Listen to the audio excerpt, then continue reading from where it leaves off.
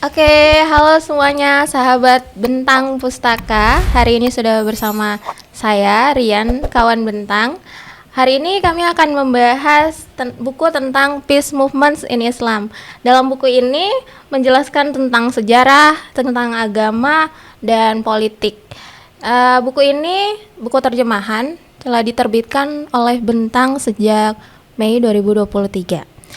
Nah, menariknya adalah tidak hanya buku ini yang luar biasa, saya juga sudah bersama orang yang luar biasa juga, yaitu Pak Syifa Widikdo, PhD. Seperti itu penyebutan namanya ya Pak. Betul Mbak Rian, betul Mbak Rian. Jadi Pak Syifa ini adalah founder dari Wonder Home Library.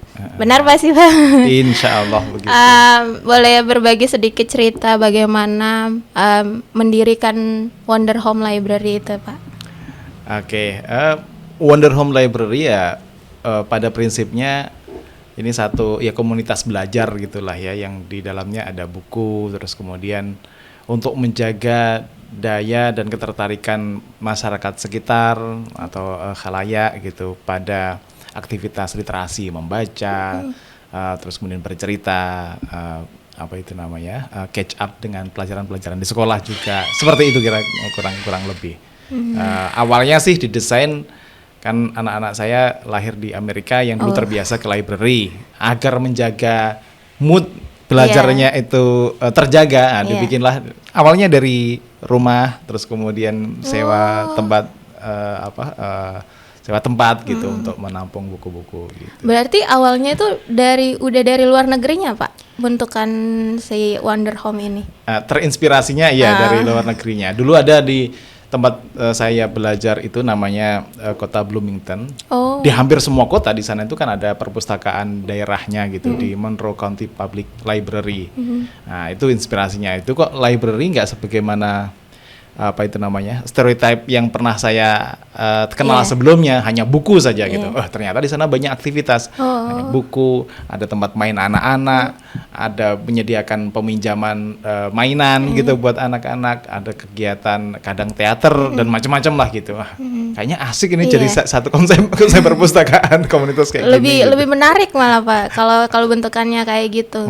Jadi nggak buku doang gitu. Betul. Tetap ada yang lain-lain kegiatan-kegiatan, apalagi permainan anak-anak ya Pak. Permainan anak, terus kemudian di samping di dekat menurut County Public Library itu ada namanya Wonder Lab. Wonder Lab itu eksperimen sains gitu.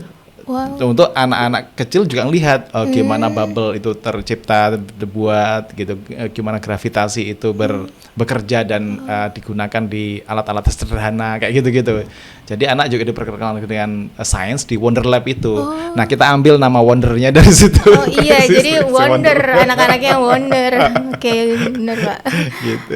Terus itu yang kan eksperimental kayak gitu ya Pak. Itu yang doing the experiment itu siapa Pak? Orang ada semacam petugas di labnya itu yang menunjukkan cara kerjanya. Kalau diperlukan penjelasan ya ada guide-nya lah gitu, ada guide-nya gitu menerangkan. Anak-anak menonton gimana? Nonton, kadang juga sambil bermain, misalnya ngelempar bola, terus kemudian ada air muter gitu, terus kemudian bola itu keluar gitu, terus kemudian nanti ikut tumpah, muter gitu kayak entah gaya apa, saya juga nggak paham.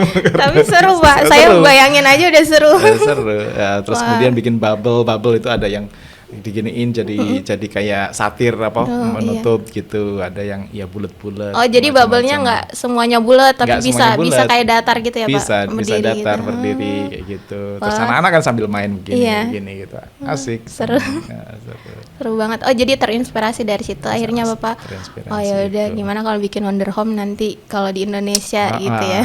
Ya kalau dan rata-rata kan perpustakaan di sana itu dulunya merupakan donasi, meskipun punya pemerintah daerah, donasi dari filantropis dari juga donatur gitu. Bikin perpustakaan di hampir Carnegie kalau nggak salah namanya, di hampir semua kecamatan lah di Amerika. Nah, kemudian dibasiskan di yaitu di kota-kota di Amerika gitu. Mereka juga bikin semacam volunteer, misalnya gini. Kalau orang asing belajar bahasa ke situ gratis, misalnya cari volunteer dalam bahasa, partner conversation gitu misalnya, atau reading, bikin writing gitu. Iya. Nah, jadi ada volunteer-volunteer yang juga direkrut oleh perpustakaan yang menyediakan jasa pendampingan belajar itu secara gratis buat siapa saja sebenarnya, terutama orang asing, nggak harus mahasiswa, kayak gitu. Jadi kayaknya kegiatannya kok dinamis, asik gitu. Kayaknya perlu dimodifikasi dan diterapkan di sini gitu. Karena juga di sana, di luar negeri itu kan juga budaya bacanya sangat tinggi ya Pak.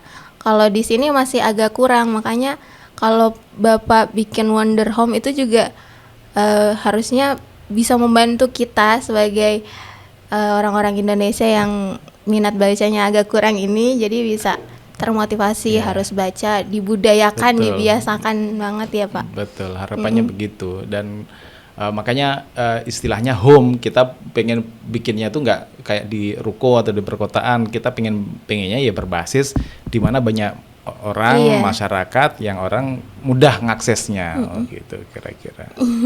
Berarti Bapak membiasakan anak-anak Bapak dari kecil sudah hobi membaca gitu ya Pak? Usahanya begitu, usahanya begitu, mudah-mudahan terjaga terus gitu. Insya Allah. Karena mungkin sebelumnya Bapak hobi bacanya juga dari kecil, apa Bapak bangun dari mana hobi membaca gitu? Kalau hitungan dari kecil tuh ya agak telat sebenarnya, agak telat. Saya lebih telat kayaknya Pak. Saya mulai kuliah hobi bacanya Pak, karena tugas.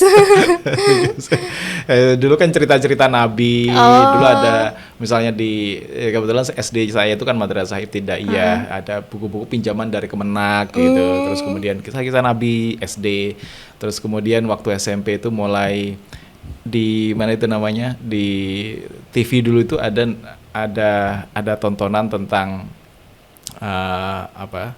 tentang Pandawa lah gitu, tentang film itu. Terus kemudian ada juga bukunya di perpustakaan. Saya sering ke perpustakaan gitu, membaca Bhagavad Gita dan segala macam, kok asik anehnya gitu. Jadi terbentuk dari situ.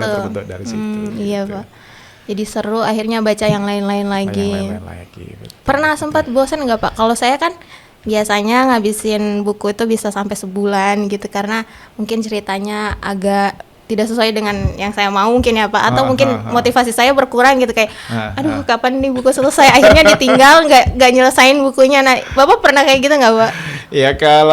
Kalau buku-buku tertentu, maksudnya yang buku memang kita terpaksa atau dipaksa untuk membaca, agak berat menyelesaikannya. Tapi kalau memang bukunya asik, topiknya relate dengan kita, ya digeber cepat bisa selesai gitu. Ya, bener sih Pak. Berarti utamanya kalau ingin membaca kita harus mencari buku yang sesuai dengan keinginan kita, kesukaan kita gitu ya Pak. Saya gimana? Begitu ya. Tapi keinginan kita kan juga bisa gini, bisa dimodifikasi itu, misalnya ya kita lagi tertarik apa nih gitu misalnya. Oke, sastra. Kita juga baca sastra, karena baca sastra itu sangat penting bahkan buat orang yang basisnya sains. Gitu ya Pak. Karena orang sains mereka rumus angka-angka mungkin pinter, tapi menarasikannya kadang tidak semuanya bisa. Dan itu sastra bisa sangat membantu. Tidak hanya orang sains, orang berbasis humaniora atau social science juga perlu baca karya sastra, puisi, novel, cerpen. Karena itu membantu mereka untuk, saya pernah diskusi sama teman itu, membantu mereka untuk menemukan kata yang variasi kata dan diksinya. Dua juga gini, bermain imajinasi untuk dapat menemukan kebaruan dalam penelitian mereka. Dalam penelitian. Jadi kan kebaruan itu kan ya didapat selain dari pembacaan data-data, analisisnya itu kan perlu imajinasi untuk menghubungkan satu data dengan data yang lain. Gitu. Pak. Dan di sastra sastra itu membantu kita untuk itu bermain imajinasi secara kreatif gitu. Oh gimana ya hubungan ini dengan ini gimana sih? Kadang ada plot twist gitu misalnya kan gitu. Benar Pak, plot twist banget itu kalau ada novel-novel yang berbau sastra seperti itu. Kok bisa kayak gini? Gitu. Kalau ketebak kan gitu saja gitu kan mencari-cari di mana nih twistnya gitu. Nah di kehidupan, di keilmuan kan juga banyak twistnya. Gitu. Iya Pak, menarik Pak. Nah tadi kan Bapak bilang pernah cerita tadi kalau Wonder Home itu terinspirasi dari sejak Bapak kuliah di luar negeri. Nah, kita masuk sedikit ke bukunya ini, Pak. Oke. Eh, Siap. Bapak waktu kuliah di luar negeri, apakah pernah mengalami kendala-kendala gitu kan? Kan Bapak kan minoritas jatuhnya. Apakah ada kendala sebagai minoritas gitu? Karena saya jujurnya sebenarnya saya itu kalau ditanya kamu mau kuliah di luar negeri nggak gitu, ada ketakutan sendiri, Pak. Karena saya udah mikir duluan kuliah di luar kota aja, luar daerah. Saya dari daerah lain ke daerah yang baru. Saya masih ada ketakutan karena beda budaya, beda gimana cara suku dan lainnya gitu. Apalagi kalau kuliah di luar negeri kan udah beda agama, beda pemikiran, mana lagi jadi minoritas, yang itu udah PR sendiri bagi saya. Nah, Pak Siva gimana menghadapi itu? Ada kendala nggak? Kalau istilah orang sekarang jujurli. Jujurli. Kalau secara kepercayaan agama gitu ya, sebagai minoritas agama mungkin tidak terlalu, karena komunitas muslim itu sudah ada di mana-mana, termasuk di tempat saya tinggal waktu itu. Jadi kalau misalnya mau sholat Jumat, sholat 5 waktu, puasa segala macam, itu komunitasnya relatif relatif besar gitu. Yang tapi tentu saja tetap ada shock culture-nya, shock culture-nya. Oh, ini kok beda begini, kok ininya beda gitu. Itu ada. Cuma yang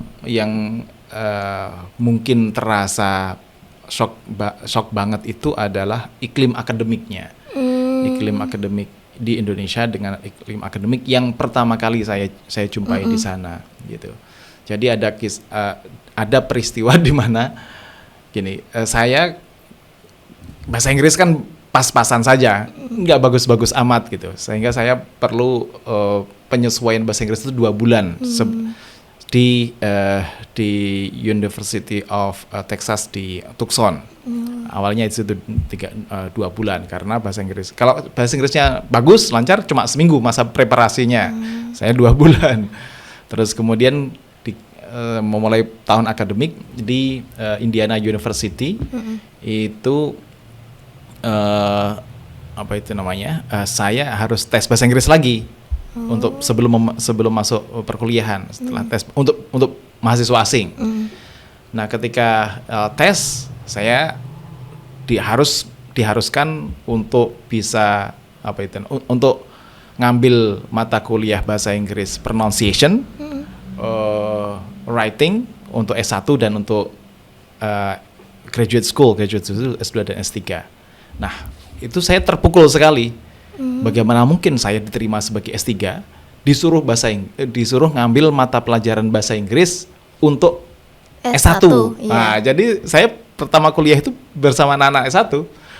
Untuk pronunciation, untuk reading, untuk speaking, kayak gitu-gitulah gitu. Saking jeleknya bahasa Inggrisnya. Nambah pelajaran lagi berarti, Pak? Maksudnya jam kuliahnya nambah berarti, Pak? Harusnya nambah kuliah S3 jadinya ikut kelas yang bersama anak-anak S1 gitu. Iya, nambah lagi, dan itu nggak dihitung sebagai SKS. Karena saya harus lulus dari situ gitu. Sementara juga mengambil mata kuliah subjek yang harus saya pelajari gitu. Wah, itu awalnya gimana ya? Diambil nggak ya? Terus kemudian saya nggak masuk sama sekali di kelas 1 itu karena merasa pride, masa anak itu semua masuk situ. Gitu. Ada saat begitu. Terus kemudian saya dapat nilai F. F itu fail, gagal. Dan itu pengaruh ke nilai-nilai yang lain. Itu bidang apa, Pak? Yang bahasa Inggris ini tadi, bahasa Inggris sama S1 ini tadi. Ternyata kan memang mau nggak mau harus saya ambil. Iya, benar. Terus kemudian setelah proses panjang, nilai fail-nya tadi itu bisa di withdraw, bisa dianggap tidak ada, sehingga tidak pengaruh ke nilai-nilai yang lain. Terus kemudian saya ambil di semester berikutnya gitu. Ya itu shock culture-nya kayak gitu. Terus kemudian juga gitu di kelas. Oke, saya paham diskusi apa orang diskusikan, saya paham. Tapi mau ngomong itu beratnya minta ampun. Nah itu kan, ya itu tadi. Kalau itu kita anggap sebagai ketakutan yang membuat kita mundur, ya kita nggak bisa, nggak selesai. Benar, gitu. Pak. Tapi anggap itu sebagai tantangan. Tantangan itu saya harus menemukan komunitas di mana saya harus berbahasa Inggris. Ya, gitu. Terus kemudian saya cari volunteers, bukan cari volunteers, cari kesempatan di mana-mana. Ada orang yang menawarkan, ada sebuah gereja gitu menawarkan untuk diskusi bahasa Inggris. Oke. Kayak Saya English ikut club gitu. English club atau English private tutorial juga gitu. Jadi teman buddy ngopi gitu, buddy ngopi gitu, ngopi sambil ngobrol bahasa Inggris. Saya punya tulisan 1-2 paragraf, dia koreksi. Tiap minggu saya ketemu sama orang itu. Kadang di coffee shop, kadang di gerejanya dia gitu. Jadi saya paksakan jadi harus bisa ngomong. Iya, learning by doing. Learning by doing. Kalau nggak begitu susah. Gitu. Ya gitulah. Tapi ya, seru Pak. Ya alhamdulillah kemudian pelan-pelan mulai bisa ngikutin. Improvementnya kelihatan ya Pak. Jadi lebih improve kayak Bapak ketemu satu orang untuk berbicara bahasa Inggris, atau Bapak di dalam kelas mendengarkan guru sedang menjelaskan, itu yang mana yang? Ya dua-duanya, karena ternyata juga meskipun sama anak S1 saya learn a lot gitu. Ya dari teman-teman dari Cina, dari Korea, dari mana gitu, masih anak-anak S1, saya merasa muda lagi. Gitu. Kapan lagi kan, Pak? Terus pronunciation antara F dan V itu saya dulu menurut saya sama saja kok. Saya sudah merasa benar, tapi tetap disalahin saja. Antara F dan F itu susah sekali. Gitu-gitu. Terus kemudian kalau di sana juga di perpustakaannya itu ada jasa semacam apa itu namanya, essay sebelum kita serahkan kepada dosen gitu, diperiksa, terus kemudian secara grammar satu persatu diperiksa, itu juga sangat membantu ya. Kalau di kelas ya teorinya, terus kemudian praktek kecil-kecilannya, tapi secara praktek ininya ya itu tadi ketemu private tutor, terus kemudian di perpustakaan kayak gitu. Jadi lebih sering nulis ya Pak dulu waktu S3? Bikin tulisan, terus ya tugas-tugas kuliah banyak sekali respon terhadap misalnya baca buku nih, dan setiap satu pertemuan itu satu buku. Nggak cocok buat saya berarti Pak. Saya nggak bisa baca buku langsung selesai.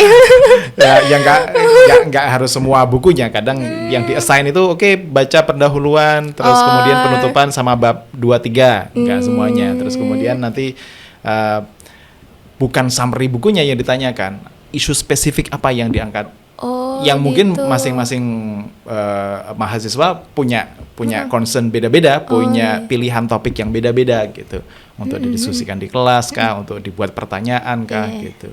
Tapi justru itu yang bikin critical thinkingnya malah jalan ya Pak, karena ditanya gimana menurut kamu soal isu yang kayak gini ya kan Pak. Pak keren gitu. Juga nanti bisa saya coba deh Pak.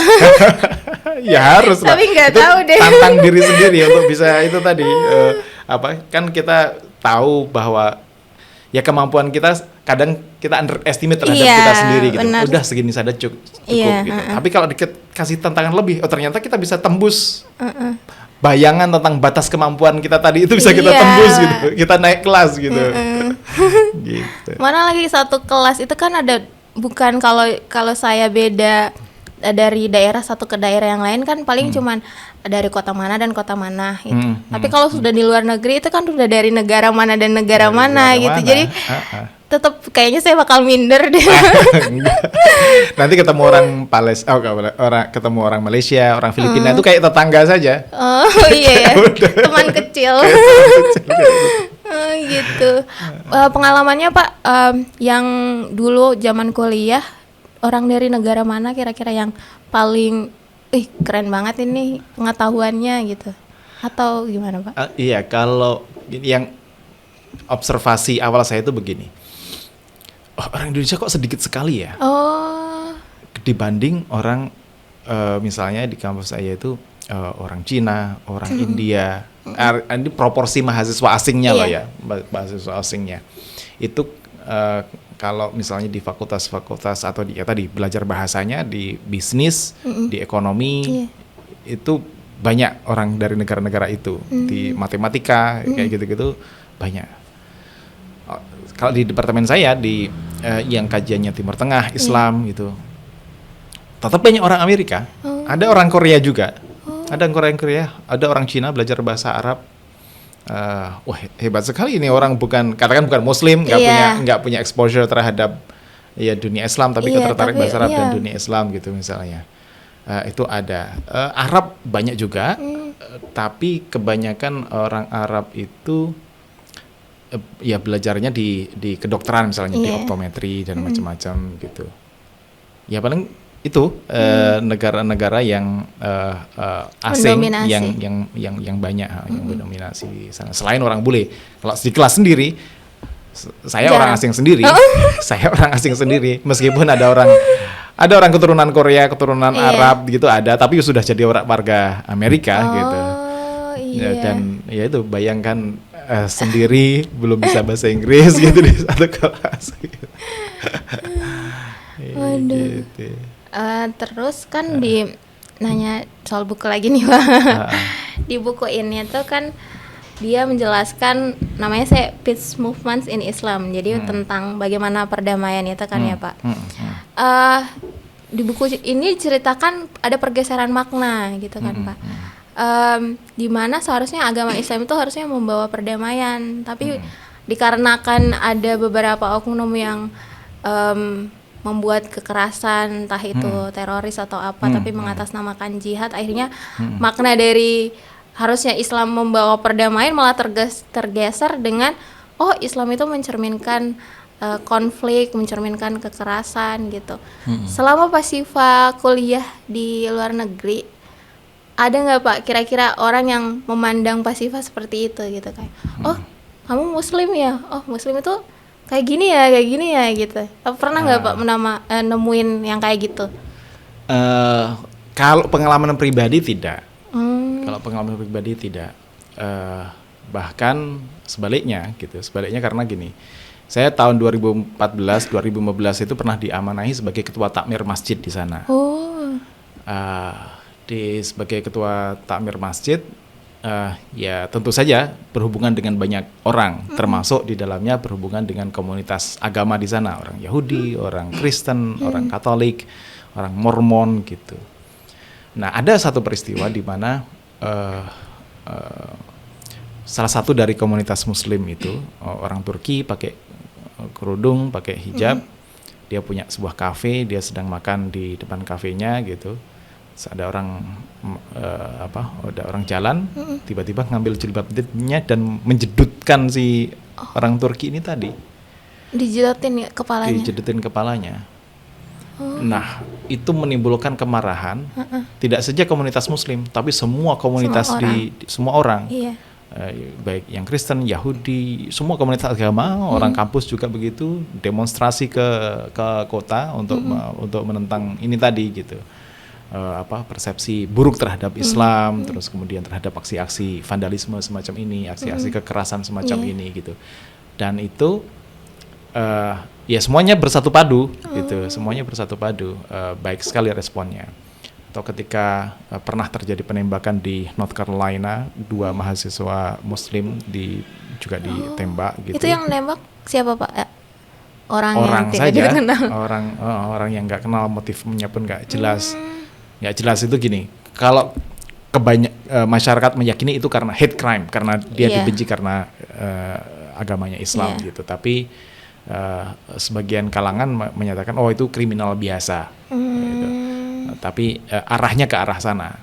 Yang ingin saya katakan adalah support dari komunitas, meskipun itu tidak terjadi di kota tempat saya tinggal, tapi polisi kampus di sana itu kan kampus ada polisinya, masyarakat itu tadi komunitas-komunitas agama itu pada datang ke masjid memberikan supportnya, apa yang bisa kita bantu. Adakah kalian merasa tidak aman di sini? Kalau tidak ada, kalau ada share kepada kita dan kita akan bantu sebisa kita. Terus kemudian mereka malah bikin tulisan-tulisan yang mensupport komunitas Muslim di situ gitu. Jadi begitu kira-kira kalau pengalaman pribadi saya ya, gitu. Kalau pengalaman yang sifatnya diskriminatif gitu, syukurnya kok tidak gitu. Berarti jauh banget dari pandangan saya sebelumnya Pak. Saya kira kan kalau keluar negeri berarti saya akan menjadi orang yang diasingkan gitu karena memeluk agama Islam mungkin gitu ya Pak. Tapi malah sebalik yang terjadi ya Pak, malah kebanyakan yang Bapak temui malah mereka saling support walaupun ya agama Islam gitu. Betul. Malah kadang kita nggak enak sendiri ya. Misalnya saya bawa, ya sama orang-orang Indonesia gitu, waktu itu ada pertunjukan apa di kampus Disney lah, salah satu teater Disney masuk ke kampus, terus kita datang. Terus orang-orang duduk di satu tempat yang seharusnya nggak boleh duduk di situ. Orang-orang lain pada diusir. Kita malah nggak disuruh pindah gitu karena pada pakai kerudung gitu, mungkin takut menyinggung atau apa gitu.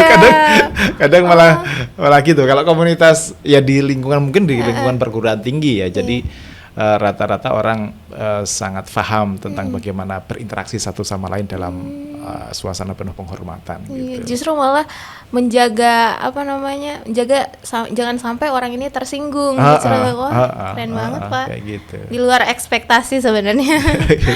Nah, termasuk ini kayak ini kan, kalau di buku ini ada salah satu penulisnya namanya Asma Afsaruddin.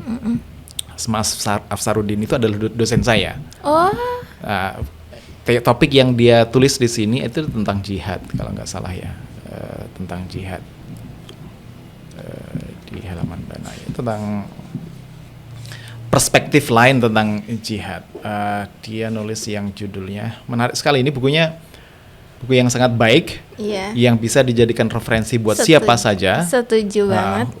Untuk memberi argumen yang pas tentang ini loh doktrin jihad sebenarnya. Ini loh spirit perdamaian yang ada di dalam Islam ini. Wajah perjuangan yang berbeda, jihad sebagai upaya perdamaian oleh Asma Afsaruddin. Jadi kita kayak di pondok belajarnya itu. Ada buku kitab dari kitab-kitab yang ditulis oleh para ulama Islam. Kita masing-masing disuruh baca tuh. Waktu itu ada sekitar 13 atau 15 mahasiswa gitu. Sama Pak dosen yang ini, Pak? Sama Bu dosen ini. Bu dosen Bu Asma ini. Kita membaca, semaknai, kadang ya belajar nahwu sarofnya juga gitu. Terus kemudian suruh translate. Gitu saja. Ini untuk menunjukkan ini tadi kitab tentang jihad diambil dari berbagai macam sumber yang ditulis oleh para ulama dan kemudian dibaca. Dan muridnya mahasiswa tidak semuanya muslim juga, malah mayoritas bukan muslim. Mayoritas bukan muslim. Ada yang sudah bisa belajar sudah bahasa Arabnya bagus, ada yang sangat berjuang gitu untuk baca gitu. Tapi tetap masuk kelas. Gitu. Ada teman saya ya, orang Chinese American namanya Christopher Anzalon, itu susah bahasa Arabnya, tapi dia ngikutin sampai akhir dan sekarang jadi salah satu pengamat Timur Tengah yang ini di Kanada gitu. Ya kayak gitu proses belajarnya, proses belajar di kampus pun juga menggambarkan tradisi Islam itu bukan sesuatu yang menakutkan gitu. Benar Pak. Gitu. Di buku juga dituliskan itu kan ada perang perdamaian positif sama negatif ya Pak. Kalau negatif itu berarti hanya nggak ada perang aja. Tapi kalau misalnya perdamaian yang positif itu selain tidak adanya perang, dia mencegah konflik gitu. Nah, menurut Pak Sifan nih, kalau misalnya sebagai umat Islam, harusnya gimana Pak untuk menjaga jangan sampai ada konflik gitu Pak? Ya, kalau di buku ini kan diterangkan itu salah satu tulisan yang ditulis oleh penulis pertama ya, yang Rashid Omar itu. Dia terinspirasi oleh seorang ilmuwan namanya Johann Galtung. Dia juga yang membedakan tadi itu perdamaian negatif dan yang positif. Dalam konteks Islam memang perdamaian negatif itu perdamaian minimalis lah yang bisa kita harapkan gitu, maksudnya gini, bagus kalau nggak ada perang, benar, itu sudah sangat bagus. Tapi tingkat lebih atasnya lagi seharusnya bukan sekedar tidak ada perang, karena namanya kekerasan militer, kekerasan itu bukan hanya kekerasan militeristik lewat perang itu. Iya, lewat fisik nggak harus itu ya Pak? Nggak harus itu, tapi juga bisa kekerasan yang membuat orang tertindas.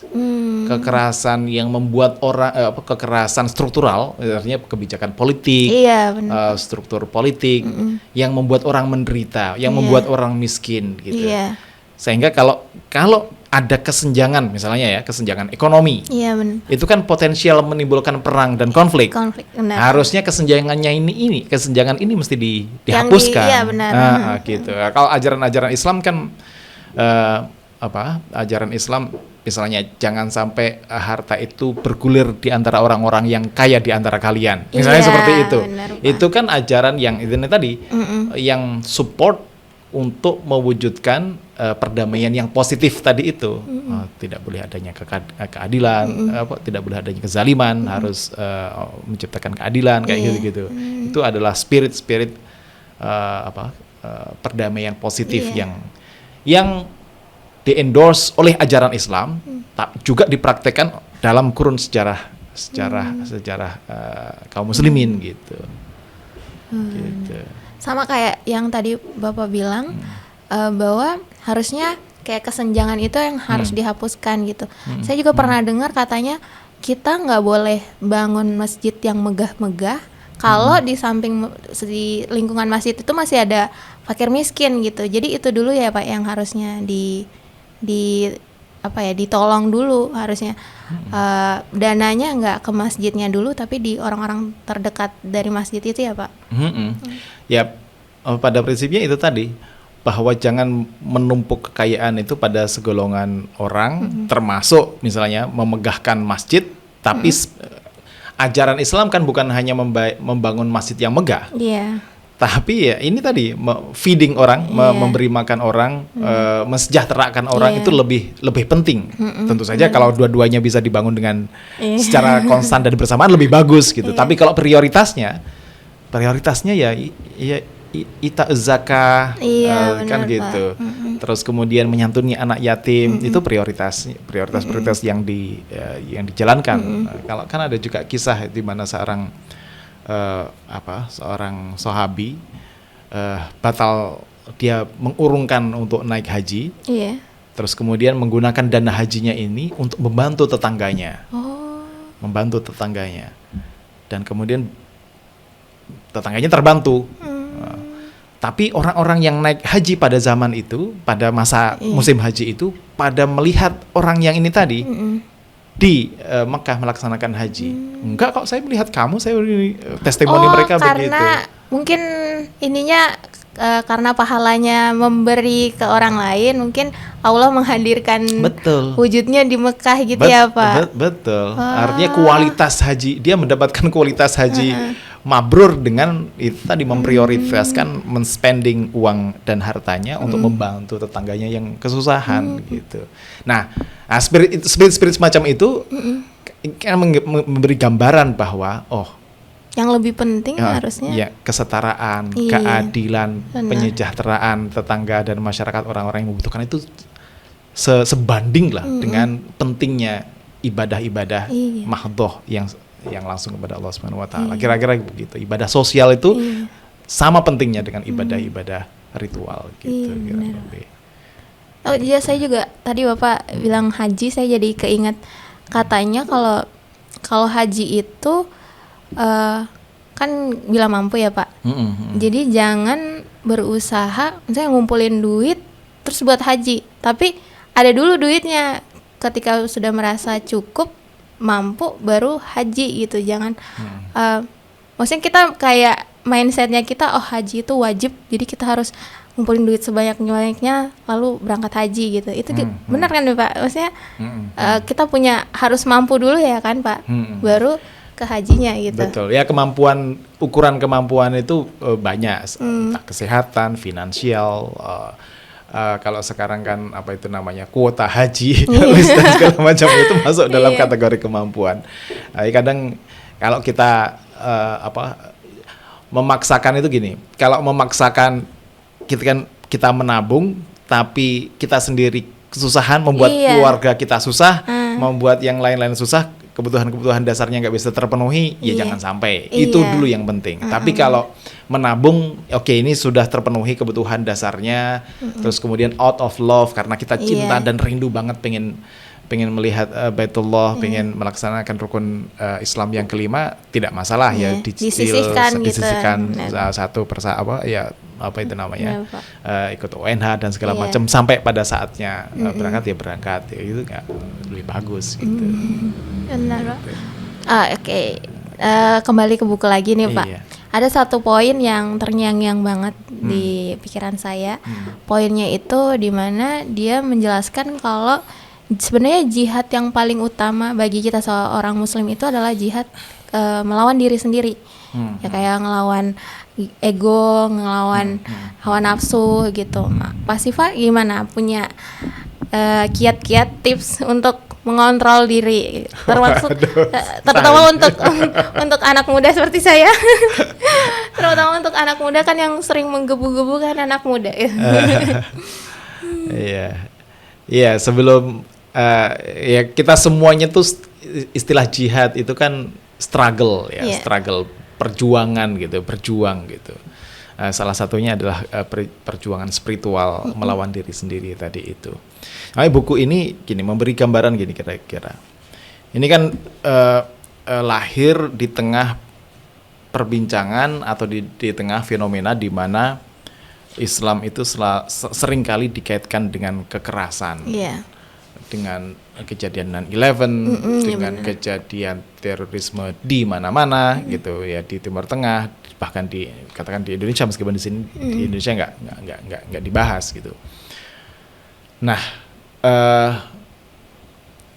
buku ini hadir memberi argumen, memberi pandangan tentang kayak gimana sih agama Islam itu memandang perdamaian, memandang kekerasan gitu. Kok selama ini banyaknya Islam itu dipersepsi sebagai agama kekerasan. Misalnya ada satu buku di sini Iya. Mari kita tampilkan bukunya. Bukunya sangat laris untuk memahami Arguing the Just War in Islam. By John Kelsey namanya. John Kelsey ini sangat, ketika 9/11 lahir terjadi.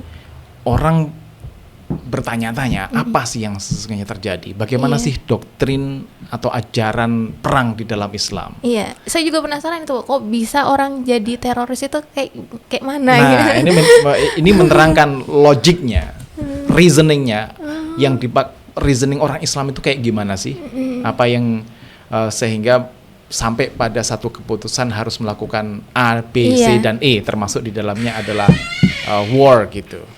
Nah, yang saya katakan apa tadi itu, termasuk dalam konteks perdamaian maupun perang di dalam Islam. Nah, buku ini ingin memberi sudut pandang dari sisi ini loh, selain ada ayat-ayat yang bisa dikutip oleh kalangan teroris itu, teroris atau ekstremis menuju ke kekerasan, justifikasi kekerasan. Tapi jangan lupakan banyak sekali ayat-ayat lain yang bahwa keburukan dan kekerasan orang lain itu harus dibalas dengan kebaikan. Iya, benar. Dengan kelemah lembutan, dengan kedamaian, gitu kira-kira begitu. Nah, buku ini memberi perspektif itu, Jadi kalau ada istilahnya gini, kalau sebagian kalangan itu secara esensialis menyamakan Islam dengan kekerasan, buku ini men-switch pandangan itu, bahwa Islam itu punya doktrin perdamaian dan itu diterapkan di berbagai macam konteks. Ada konteks di Mesir kan di sini disebutkan, di Bosnia Herzegovina, di Afrika dan segala macamnya gitu. Oh ini loh ada gitu. Nah, kalau Asma Safaruddin secara khusus menyoroti tentang jihad itu sama dengan sabar. Iya benar. Nah, kan gitu, kesabaran gitu, benar. kesabaran gitu. Jadi yang dihitung sebagai jihad yang tertinggi itu adalah sabar itu. Sabar itu, pengendalian diri. Dan itu dipraktekkan dalam tradisi sufi juga di sini disebutkan. Kalau soal trik dan tipsnya bagaimana? Wah. Tipis-tipis aja. Itu kita semuanya juga berjuang untuk itu namanya untuk sabar itu. Iya, benar. Apalagi kalau sekarang di dunia politik ya. Harus siap-siap. Kalau di politik Indonesia yang sekarang ini kan sedang rame-ramenya, ada yang dulu pasangannya sama siapa, sekarang berpasangan dengan yang lain. Kalau nggak sabar kan Harus sabar. Iya. Jadi itu yang pertama yang harus dilakukan untuk menghindari konflik dan lain-lain itu ya, kita harus sabar mengontrol diri sendiri ya, dari mengontrol sabarnya dulu itu. Iya, ya kalau doktrin Islam kan banyak sekali ya, misalnya misalnya ada hadis yang mengatakan laisa syadidu bisur'ati walakin syadidu mereka yang yamliku nafsahu indal ghadab, yang bisa mengendalikan dirinya ketika dia marah, misalnya kayak gitu kan. Atau nahnu na'udu min jihadil asghar ila jihadil akbar, kita kembali dari jihad yang kecil jihad besar. Ketika ditanya jihad besar itu apa, melawan diri sendiri, menahan hawa nafsu, kan gitu. Nah, doktrin-doktrin semacam itu kan ada di dalam Islam, yang perlu ditranslate juga di dalam konteks sosial gitu. Artinya kalaupun kekerasan itu digunakan, itu adalah last resort, adalah apa itu namanya, ketika tidak punya pilihan lain, alternatif lain, misalnya untuk membela diri, kayak gitu. Kalau waktu di apa itu namanya, izin dalam Quran itu, azin untuk berperang itu kan ketika di annahum zulimu, karena mereka dizalimi, itu baru dibolehkan begitu. Ya jadi secara doktrin maupun secara preseden sejarah maupun contoh-contoh yang dicontohkan oleh sejarah, ada aspek-aspek di dalam Islam itu yang tadi itu pro perdamaian, yang menunjukkan perdamaian gitu. Nah, cuma kalau posisi saya sendiri nih ya, sendiri ini kan memang tadi itu argumen untuk menunjukkan adanya sisi damai di dalam Islam, atau esensialisme bahwa Islam adalah agama damai. Islam sendiri kan artinya bisa diartikan salah satunya adalah damai gitu. Tapi perbincangan kalau di komunitas akademik di Barat itu nggak bisa esensialis semacam itu. Esensialis itu maksudnya gini, baik Islam adalah agama kekerasan maupun Islam adalah agama kedamaian. Nggak bisa plek agama Islam ya perdamaian, agama Islam adalah agama kekerasan. Tapi harus di tengah-tengah itu ya Pak. Jadi dilihat itu tergantung manusianya. Kalau manusianya melihat satu ayat misalnya, yang dia pilih, dia sortir itu adalah bagian-bagian kekerasan, ya jadilah sumber kekerasan gitu. Benar, tapi kalau yang dilihat adalah spirit kedamaiannya, ayat-ayat yang mengandung muatan kekerasan pun bisa dilihat dalam perspektif, dalam lanskap yang damai gitu. Benar. Misalnya ada doktrin jihad, perang, qital gitu dalam Islam, tapi lihat dulu dong konteksnya. Kan konteksnya perang. Masa memerangi orang dalam keadaan damai gitu, dalam keadaan nggak perang, terus kemudian kalian entah membom, bom bunuh diri dan segala macam. Itu kan nggak justified misalnya begitu. Benar, Pak. Gitu. Jadi ke gerakan teroris lagi Pak. Tadi sempat bahas yang itu bom di 11 September 9/11 itu. Gimana Pak sih Pak menanggapi gerakan seperti itu gitu, kok mereka se ekstrim ini gitu. Harusnya jangan kayak gitu. Kalau misalnya kan tujuan dari si teroris ini agar orang-orang memeluk agama Islam apa gimana Pak? Itu tujuannya. Kalau persepsi mereka, orang-orang yang terhipnotis oleh doktrin ini tadi, doktrin kekerasan ini tadi, membedakan atau membelah dunia ini dalam dua dunia yang berbeda lah, katakan begitu. Dunia Islam, dunia mereka sendiri pada prinsipnya, dengan dunia yang di luar mereka. Yang di luar mereka itu adalah dunia non-Muslim, dunia kafir, dunia Iya. jahiliyah, kira-kira begitu, Iya, benar. yang harus ditaklukkan gitu kira-kira. Karena nggak bisa ditaklukkan dengan cara-cara yang baik-baik yang gitu. baik-baik gitu, dengan cara yang santun, baik-baik, dengan perdamaian, dengan dialog segala macam. Satu-satunya adalah dengan menggunakan memerangi itu. dengan kekerasan gitu. Dengan kekerasan itu ya menghantam simbol kedikdayaan Barat Amerika pada saat itu, ya Twin Towers itu gitu, misalnya begitu, untuk menimbulkan efek takut, untuk menimbulkan efek dan macam-macamnya kayak gitu. Pertanyaannya kemudian, apakah itu mewakili Islam? Ya tidak ya Pak. Ya tentu saja tidak, gitu. Karena Iya. ini kan doktrin sebagian kecil yang ada di dalam komunitas Muslim Iya. yang memahami agama secara sempit itu tadi. Benar. Bahwa orang lain itu dilihat dengan penuh kebencian, Iya. orang lain dilihat sebagai apa itu namanya, yang harus kebencian harus ditaklukkan dan segala macam. Padahal kalau misalnya ya kita merujuk pada Al-Quran, ya kita semuanya, ya Yuhannas inna khalaqnakum min dzakarin wa untha wa ja'alnakum syu'uban wa qabaila lita'arafu untuk saling mengenal, kenal, saling kolaborasi, saling memahami dan segala macamnya dalam suasananya respect gitu, respectful gitu. Nah, ini kan nggak masuk dalam doktrin dalam kepala mereka gitu. Benar, Pak. Karena yang dicerna, yang dibaca ayat-ayat yang seakan-akan pokoknya tentang doktrin tentang perang, orang-orang yang kafir, orang-orang yang memerangi Islam dan segala macamnya dan segala macam. Bisa dibaca dari sudut pandang itu, tapi juga bisa dari sudut pandang mereka frustasi menghadapi kemajuan zaman, frustasi juga menghadapi keberadaan negara-negara berat di negara-negara Muslim yang mereka dulu pernah menjadi kolonial gitu. Tapi mereka karena nggak mau dan mampu berkompetisi, berdialog secara setara, mereka menggunakan jalur kekerasan gitu, menunjukkan inferioritas sebenarnya kalau menurut saya gitu. Benar, Pak.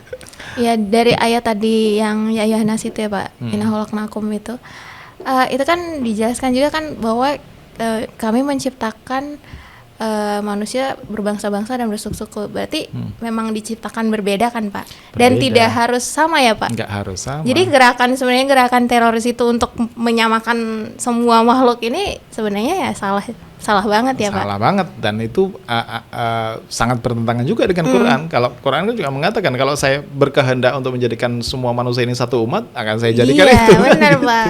Iya, jadi kita tidak perlu harus memaksa orang lain untuk sini sama kayak kita ya Pak ya. Iya. Harus justru respect. Waktu kalau nggak salah saya pernah baca juga di sini tuh katanya justru kalau kita berdakwah itu harusnya dakwah kita itu bahkan tidak boleh menyinggung perasaan orang lain gitu.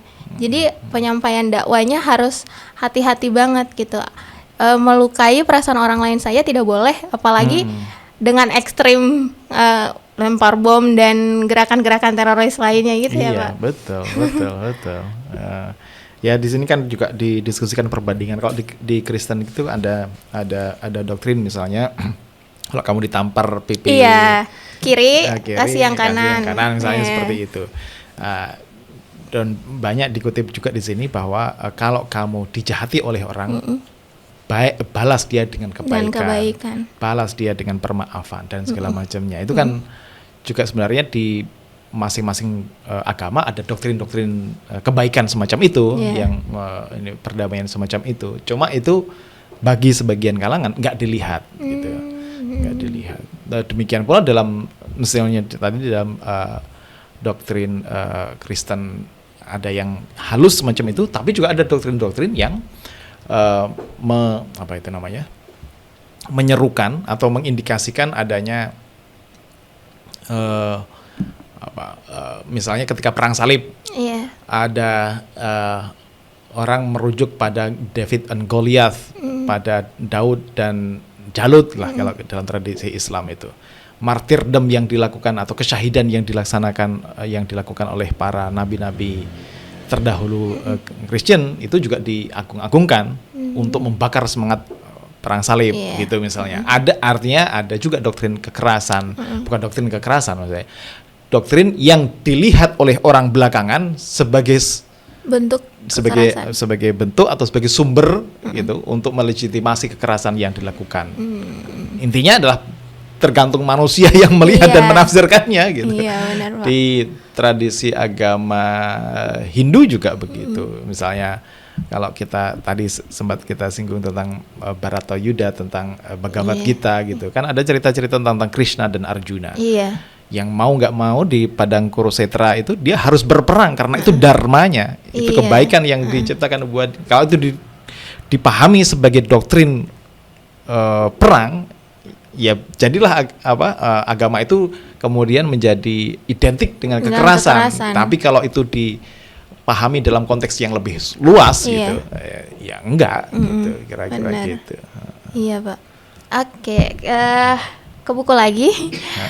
Kalau Pak Siva diminta menyebutkan 3 poin penting dalam buku ini, kira-kira apa aja itu, Pak? Poin penting yang harus kita ketahui.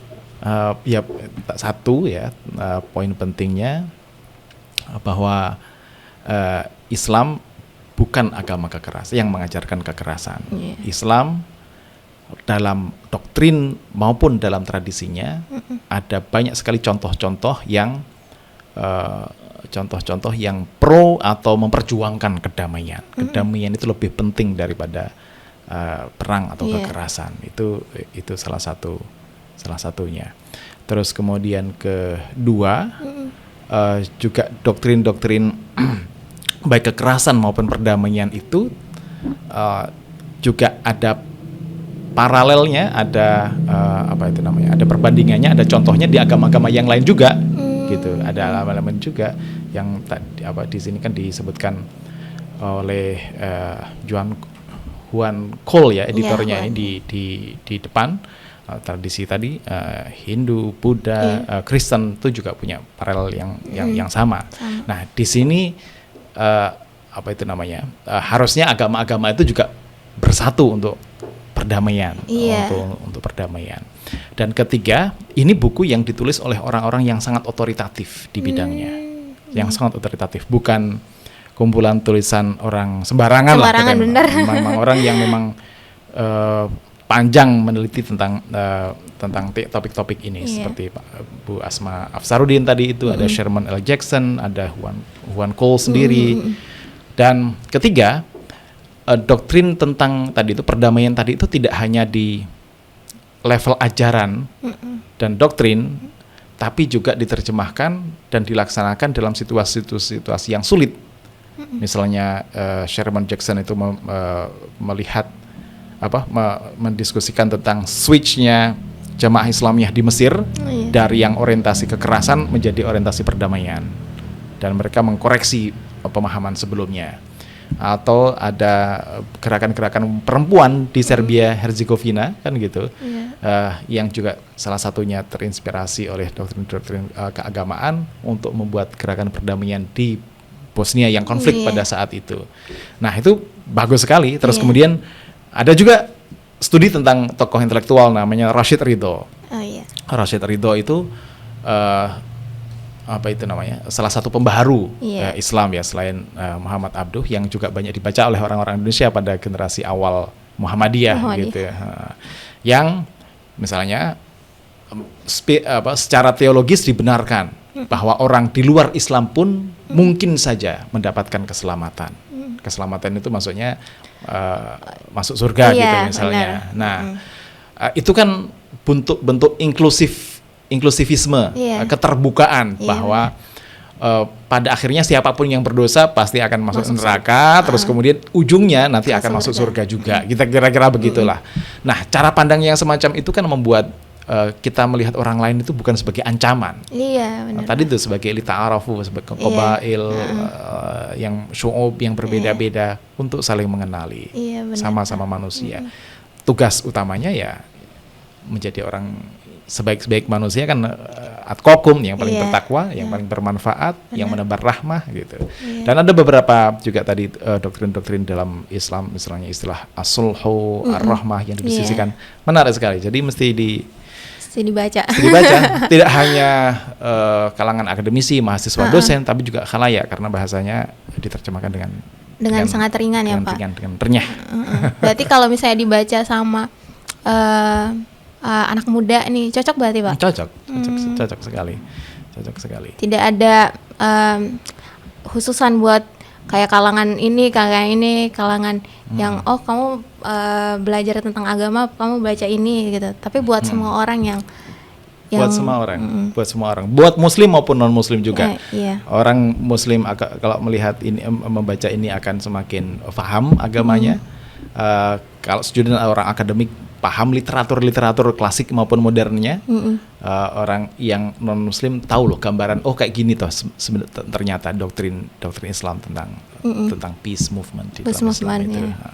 Gitu. Bahwa Islam yang dilihat orang-orang sebagai agama yang membawa konflik tidak seperti itu. Tidak seperti itu. Di dalam buku ini sudah dijelaskan sangat detail banget ya Pak ya. Betul. Mana yang nulis juga adalah orang-orang yang sangat ahli dalam bidangnya. Jadi memang peace movements in Islam itu menceritakan atau menjelaskan bahwa agama Islam harusnya agama yang membawa perdamaian. Gitu. Ya Pak, kita sudah ada di penghujung acara. Sangat seru sekali ngobrol bersama Pak Siva. Dan terima kasih untuk sahabat Bentang Pustaka yang sudah menyaksikan sampai akhir perbincangan ini. Sangat bermanfaat bagi saya. Insya Allah. Ini pertama kalinya saya podcast dan narasumbernya langsung Pak Siva pula. Saya juga kadang kikuk ini. Saya biasanya host di sini kok suruh ngomong. Iya. Aduh, tapi alhamdulillah Pak, seru banget perbincangan kali ini. Dan ya, terima kasih Pak Siva sudah menyempatkan waktunya yang sangat berharga. Sama-sama, makasih juga Mbak Rian Bentang juga atas bukunya. Mudah-mudahan buku-buku berkualitas terus terbit dari Bentang yang bermanfaat juga buat kita. Dan apalagi ini satu yang agak harusnya ditambahkan di buku ini, konteks Indonesianya belum ada. Mungkin kalau ada yang nulis tentang peace movement in Islam in Indonesia. Indonesia gitu, bagus sekali, dan mudah-mudahan juga bisa diterbitkan di Bentang. Amin. Kita doakan ya Pak. Ditunggu berarti nanti next project kita podcast lagi untuk ngebahas buku yang sama nanti. Insya Allah. Terima kasih sahabat Bentang semua. Sampai ketemu di next podcastnya kita. Oke, bye-bye. Bye-bye semuanya. Makasih. Assalamualaikum. Terima kasih.